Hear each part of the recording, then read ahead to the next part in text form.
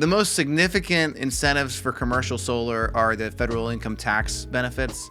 The first and most fundamental is the 30% tax credit. This credit is applied to 30% of the project cost, whatever that is. If the project is $100,000, 30% of that system cost is going to be rebated back to the business upon tax filing in that year. So this is a significant 30% credit for the whole system cost. Another incentive is the SREC credit income, or solar renewable energy credits. This is a state-based incentive program that requires all utilities to be off-takers of these incentive credits, the solar renewable energy credits. As a business, you're eligible to sell one credit for every 1,000 kilowatt hours the system generates. This is often confused with the net metering. Here, in this case, you're not actually selling energy to the utility, but you're selling credits to all utilities through aggregators or solar brokers, essentially. So every 1,000 kilowatt hours generated for that system over the course of the year mints one credit that is sold for whatever the SREC price is at that time, which fluctuates as a commodity market. So this is the third major incentive from the government. Another incentive that exists depending on your utility is a first-year commercial rebate program that exists for a lot of utilities within our region. The way this usually works, and it's always utility specific, but the utility company will pay a certain amount per kilowatt hour taken off of the grid in the first year of generation. So if the system is installed and commissioned and receives permission to operate in March, the amount of kilowatt hours that it produces from March 2005 to March 2006, the utility company will pay out a certain amount, say 5 cents or 8 cents or 10 cents per kilowatt hour generated over that first year of generation life for that system. So again, this is utility company specific, but it's often a nice commercial rebate for businesses. A grant program that we've had a lot of success with our customers working towards is the USDA REAP grant.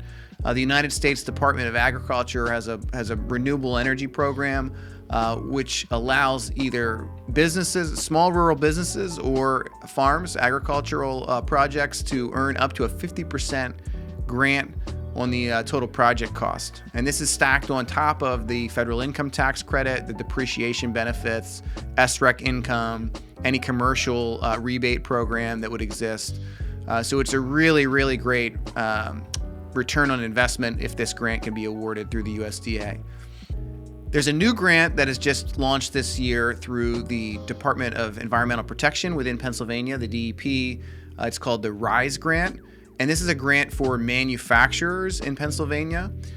Nearly $400 million has been allocated for the RISE grant, and renewable energy projects can be included in this. Depending on the system size of the manufacturer, 30% to 50% of the project costs can be covered through the RISE grant if successfully awarded. So this is something we're just starting to look at and work with our customers on in the spring of 2025, and we'll be continuing to roll out over the course of this year. So when you piece a lot of these things together, you've got the federal income tax credit of 30%, the capital depreciation over 5 years, the SREC credits, potentially also a commercial rebate program from the utility, potentially a USDA REAP grant for businesses, also potentially for manufacturers, a RISE grant. If a lot of these things stack on top of each other, you can get a sense that pretty quickly this return on investment becomes, very accelerated for solar and a great situation for most businesses. So for solar, if there was zero incentives, the payback may be around 10 years, but then there's so many incentives that are stacked on top of each other. The tax credit immediately takes about 3 years off of that payback period. So with the tax credit in play, you're looking at about a 7-year payoff. Then you've got the SREC credit income. You have the capital depreciation. Now we're down to maybe 5 years for most businesses. If you have a USDA grant or a RISE grant through the DEP, and then on top of that, maybe a commercial utility rebate program, we're now looking at a payback that can be as little as 1 to 2 years. Sometimes it even shows a negative return or a negative payback period when you factor in some of those grant programs. So again, No incentives, the payback could be as long as 10 years, but with all the incentives that exist, we're often looking for businesses at incentives, payback periods of 2 to 5 years. We install either ground mount or roof mount solar systems. Roof is generally preferred if we have great orientation and we have no shade and we have a great roof to install on, simply because there's less groundwork and less material costs associated with the ground mount. But we're very happy to do ground as well, and this can make sense for businesses or residences that have limited roof space or poor orientation or shading issues.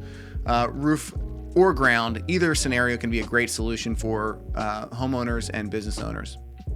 We always complete a comprehensive site survey to evaluate the service for solar. Some things we can identify at that level, and typically the service is sufficient to support a solar renewable energy system. But we'll also learn more as we get into the interconnection permit process or application process with the utility company. If there are some needs for upgrade, either at the transformer level or the feeder conductor level, the utility will make us aware of that at that point with a conditional approval, noting what kind of work needs to take place for the service for upgrades in order to go solar at that point. Business owners and homeowners will have access to the inverter portal after it's installed, so they'll be able to monitor the system's production, potentially the consumption as well of the site, depending on the setup. But both Bright Eye as installers and you as a homeowner or business owner will be able to monitor the production of the system if we're using microinverters, even at the panel level, through the inverter portal. If a customer goes solar but doesn't add storage, battery storage, or EV charging, or anything else they want to sort of add onto the system, this can always be added later.